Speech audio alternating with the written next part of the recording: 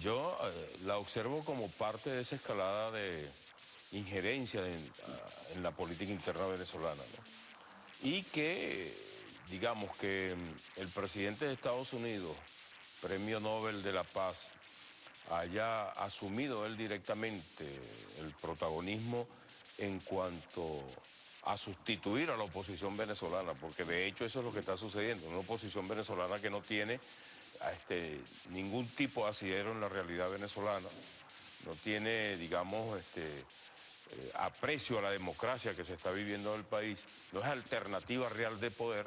Estados Unidos asume la dirección real de la intervención, porque una cosa es tener en el país una oposición fuerte, democrática, con proyectos, con planes, y otra cosa es no tener nada y tener, digamos, una oposición que no se aglutina, ni siquiera se pone de acuerdo para este proceso candidatural que viene a la Asamblea Nacional. Y el otro aspecto es que, bueno, tienen alcaldes, tienes gobernadores, tienes concejales, tienes diputados a los consejos legislativos, tienes diputados a la Asamblea Nacional y todavía tú observas cómo factores importantes de esa oposición avalan el documento de la transición, tenían conocimiento del proceso, de esa dinámica del golpe de Estado continuado que se está dando en el país. Entonces, uno observa cómo se dice una cosa y se hace otra. O sea, se hablan de democracia y planifican y activan y conocen una planificación de golpe de Estado. Ante Los esa Estados Unidos, de acuerdo a tu criterio y como han expresado otros voceros del gobierno, ¿tenía alguna vinculación con el supuesto o presunto golpe de Las Estado? pruebas que se han presentado hasta ahora indican que Estados Unidos tenía conocimiento, participó, financió y asesoró a los militares y a los civiles que Pero estaban... esos militares van a tener la fuerza suficiente para un golpe de Estado, porque quienes dan los golpes de Estado son los militares, eso es evidente, ¿no? Con la Sí, pero participación es de algunos que hay civiles, una pero... particularidad en estos momentos, que tú observas que Estados Unidos, en los casos del Medio Oriente, como Libia, Siria, han sido, digamos, penetrados por fuerzas paramilitares financiadas y entrenadas y equipadas por Estados Unidos.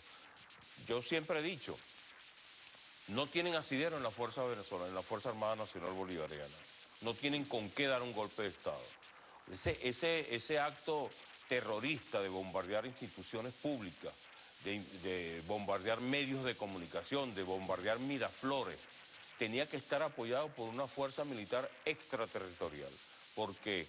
Pero hay elementos para llegar a esa conclusión. Bueno, pero después que bombardearan eso, ¿qué iban a hacer? Supongamos, vamos a traernos un poco de la realidad y vamos a decir, bueno, bombardearon Miraflores, bombardearon ministerios, porque por cierto, muchos ministerios del país tienen guarderías infantiles, trabajan gente de la oposición y del gobierno, ¿no? Vamos a suponer que los bombardeen. ¿Qué iba a pasar después? Iba a generar el caos, ¿no? En ese bombardeo. Pero ¿quién iba a asumir el control de la situación si no tenían una fuerza militar interna que mover para ese proceso? Ahora, retornando a la decisión del gobierno de los Estados Unidos, ellos argumentan que hay sanciones a personas que supuesto presuntamente están vinculadas con la violación de los derechos humanos y adicionalmente con hechos de corrupción, en este caso, y que el sistema financiero de los Estados Unidos no podía seguir de alguna forma siendo receptor de hechos irregulares. ¿Qué piensas de esto? Mire, esos son meros argumentos, esos no son elementos que indiquen, sino más allá que Estados Unidos está buscando elementos para profundizar su intervención en el país. No solamente ese tipo de argumentos, sino que hay una campaña internacional intensa contra el país. Aquí no se respetan los derechos humanos, Fernando. Aquí los poderes no son autónomos, ¿no? No hay democracia. No hay democracia y la oposición tiene diputados, gobernadores y alcaldes.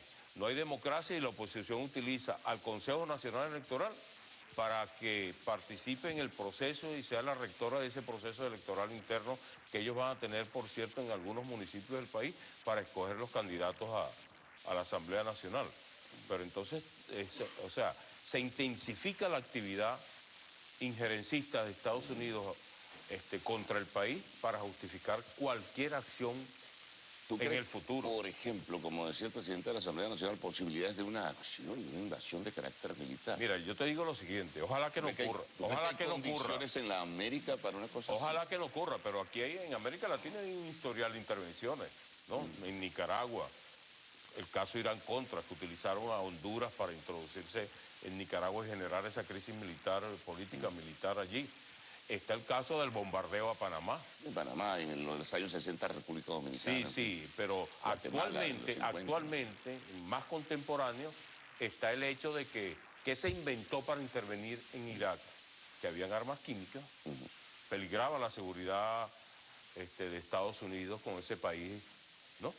Y que se inventó para invadir Gaddafi, Libia, para matar a Gaddafi, que había un aeropuerto que había sido bombardeado y estaba lleno de gente y había sido bombardeado por Gaddafi. Entonces Telesur pasa que el aeropuerto está erigido todavía con un poco de gente adentro. Ahora, pero la América tiene otras condiciones, ¿no, Ángel?